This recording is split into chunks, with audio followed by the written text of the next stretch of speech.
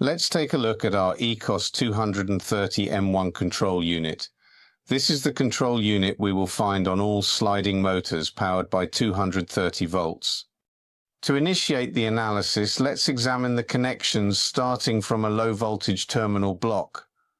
The first input pertains to the start function, the second input corresponds to the common connection, and the third input is designated for the pedestrian function. In the event that we need to connect a key selector, an intercom button, or a generic opening button, the connection will be established between the start and common terminals in a normally open configuration. The pedestrian input follows the same principle, with the common and pedestrian contacts always being normally open.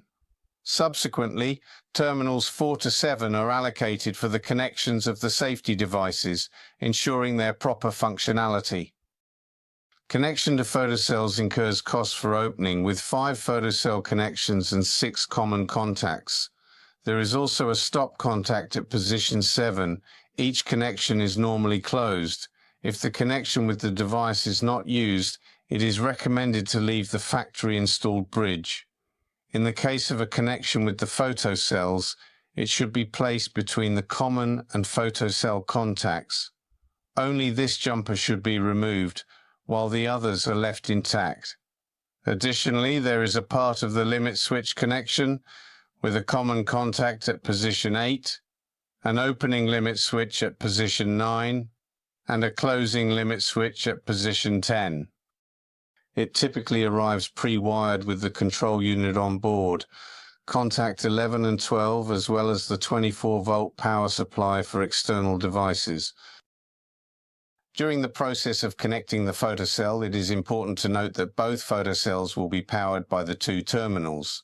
The receiving photocell, which also has the contact, should be connected to terminal 5.6. Moving on to the 230-volt connection, we have terminals 13, 14, and 15. Terminals 13 and 14 should be accompanied by the capacitor or power capacitor on the 2 motor phases. As for terminal 15, it is dedicated solely to the motor common. Additionally, terminal 15 is used for the connection of the courtesy light and the flashing light. For the courtesy light, terminals 16 and 18 should be utilized, while terminals 17 and 18 are designated for the flashing light. Furthermore, we need to consider the connection of the 220 line for the central power supply, as well as the 2 terminals required for the earth cable connections. These terminals are responsible for connecting the earth coming from the motor and the earth coming from the line. If there are any other devices that require this connection, we will thoroughly analyze and address them accordingly. Now, let's proceed to examine the operating options of the control unit and its trimmers. It is worth noting that the control unit features 2 distinct trimmers, power and power slow. The reason for these trimmers being distinct will be elaborated upon. For a very simple reason, power will manage the force during the motor's regular operation, while power slow will manage the force during the motor's deceleration movements separately and distinctly. The management of these 2 forces. In relation to the dip switches, it is apparent that they encompass a range of values starting from 1 and extending up to 10. Now, let us delve into a comprehensive analysis of their functionality. Dip switch 1 assumes control over the operation of the motor that drives either the sliding or swing gate. In the event that we activate dip switch 1 by setting it to the on position, it signifies our intention to utilize the swing gate configuration. The tilt setting simply means that when the control unit detects the closing limit switch, it does not immediately stop its movement, but instead allows it to continue for an additional 2 seconds. The dip switch number 2 is set to the on position for automatic closing. The control unit is aware of this setting and will automatically close the automation after a specified time determined by us, using its operating logic. Dip switch number 3 is used to select either the condominium function or the step-by-step function. When dip switch number 3 is in the off position, the control unit will perform an action such as opening, stopping, and closing with each start impulse.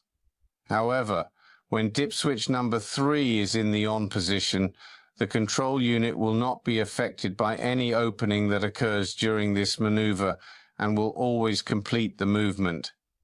If the dip switch is pressed while the automation is in the closing phase, the control unit will reverse the movement and reopen. Dip switch 4 is utilized to reverse the direction of the motor at the end of the stroke in the event of motor positioning to the left or right.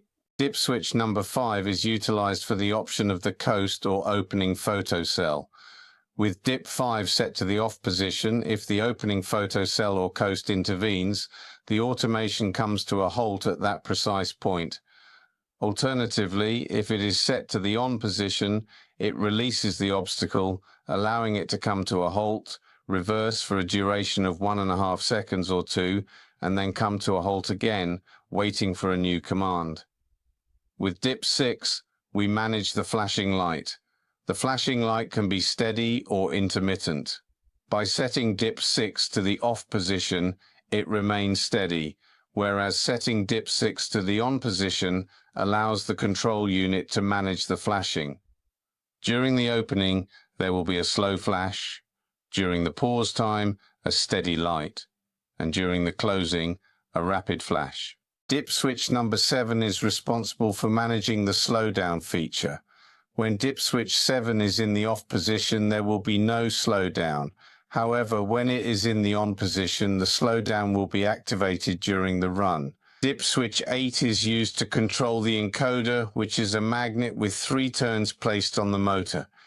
If this magnet is not present and the device is not installed, dip switch 8 must be strictly left in the off position. Dip switch number 9 is dedicated to certain remote controls that have the capability to enable programming from the outside.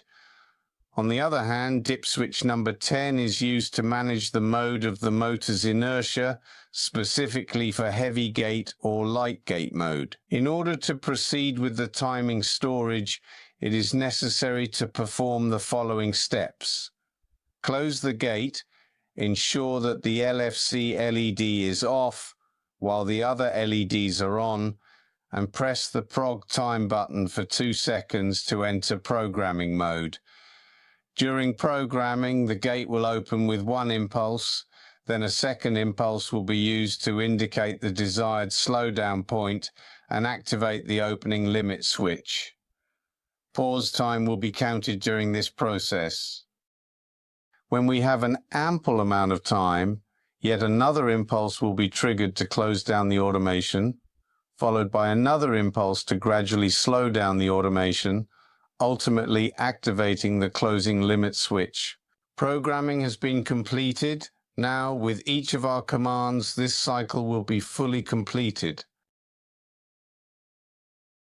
Opening, limit switch slowdown, pause time in preset counting during programming, closing limit switch slowdown, automation in operation. Now we will briefly explain how our safety devices work. When the opening photocell, which is connection 6, is activated, the control unit will immediately stop the movement. If we connect the photocell to contact 5, 6, the closing photocell, during the opening, nothing will happen and the gate will continue to open. However, if the automation is closing, it will stop, reverse the movement, recount the pause time, and attempt to close again. Of course, if the photocell has been cleared, we can declare the automation installation complete. Our safety devices play a crucial role in ensuring the smooth and secure operation of gates. By detecting the presence of objects or obstacles, such as vehicles or pedestrians, the photocells provide an additional layer of protection. The control unit processes the signals from the photocells and initiates appropriate actions, such as stopping or reversing the gate movement. This ensures that any potential hazards are effectively addressed and the gate operates in a safe and reliable manner. With our automation system, you can have peace of mind knowing that your gates are equipped with advanced safety features.